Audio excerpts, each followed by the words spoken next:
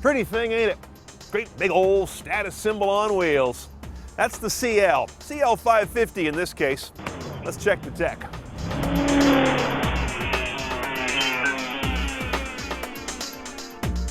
Now, in case you haven't noticed from the outside, this is Mercedes' big two-door coupe, pillarless hardtop. When those windows are down, it's spectacular, the view around this car. But now let's get to the technology inside. Two 8-inch high-res screens. You spotted one right there in the middle. But there's one over here too. That speedometer is a video representation. Hit the button over here on the left, and the speedo becomes a night view assist screen, spotting things that your eye can't really pick up in the dark. Very cool, very scary to me. I can't look at that and look at the road and make that adjustment. Maybe it's just me, but I find it a distracting, fabulous gimmick. Now back to the other screen. You see I'm playing a video right now. It is a DVD and CD changer down here. This 6-disc is built in. No HD radio, which is odd for a car of this price class. You do have weather band. The Germans are big on that kind of thing. There is an iPod adapter available. It's a la carte. You see we have it installed right here. It's one of these pigtails that goes into a jack in the glove box. And in terms of sound, it comes out of a Harman Kardon Logic 7 system, 600 some odd watts of power, and 11 speakers around the cabin. Related to all that media is the hands-free technology. Now, Mercedes loves to do these little DTMF keypads right here. I'm a big button fan, so I kind of like that. But in terms of actually integrating your phone, you can go a number of ways. Straight Bluetooth, where you keep the phone in your pocket, or you can go with a cradle right here, hardwired, so you get power and a connection to an external antenna. Or they have another cradle that's both. It's a Bluetooth and cradle connection, depending what phone you're using. I tried all day, but couldn't get my BlackBerry Bold to pair with this Bluetooth rig.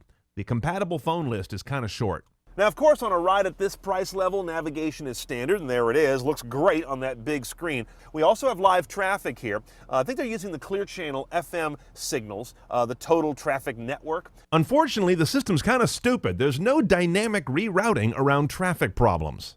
Now, when it comes time to enter a destination, you can obviously wheel over here to that menu and click your way down and select your letters like so. Or you can go to the voice command button, but this is kind of a strange one. Check it out. Enter destination. Please spell a California street name. V-A-N-N-E-S-S. Notice I had to spell everything. Many of the better nav systems today, you just use natural language and just say the word and it figures it out. This one, you're going letter by letter. That's fine if you know how to spell that oddball street you're driving to. By the way, this head unit is hard drive based with 20 gigabytes of space, but you can't rip or copy media to it. It's just there for the car's use. Now, we have a package on this car that brings us a whole variety of parking technologies, including, we've got the rear view camera right there, which has a variety of guidance lines, but notice they don't move or point your trajectory. They're pretty standard that way. But we do have a parking assist system that gives you an overview of how to get into a parallel parking spot without actually moving the wheel for you. One of my favorite goodies in this car is the fact that we have dynamic multi-contour seats. I can both pump up the various sides and lumbar supports, but what's really crazy is dynamic seat mode, which tells the seat how aggressively to auto grip me, or the passenger, in turns and curves. Whenever you've got laterals on the car, it's a little unnerving at first. Then you learn to love it. Now, this is the entry-level CL, but that's relative.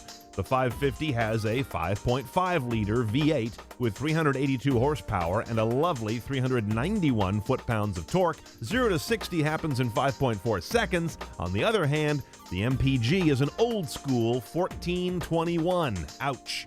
Your only transmission choice is Mercedes' excellent 7-speed automatic with paddle shifters. You'll be using those, as this gearbox tends to be reticent to rev unless you prod it. Suspension is adaptive. It's their Airmatic rig, and it's standard, which has both comfort and sport settings. Underway, the whole package feels heavy, in a good sort of I'm rich and you're not kind of way. Our 09 CL550 has a new Mercedes blind spot detection technology standard. You get a warning in the side view mirror if somebody's in your blind spot, but the car will not steer you out of danger like some other systems. $110,000 is the price of admission. That includes destination and also a $1,300 gas guzzler tax. Yeah, it's one of those.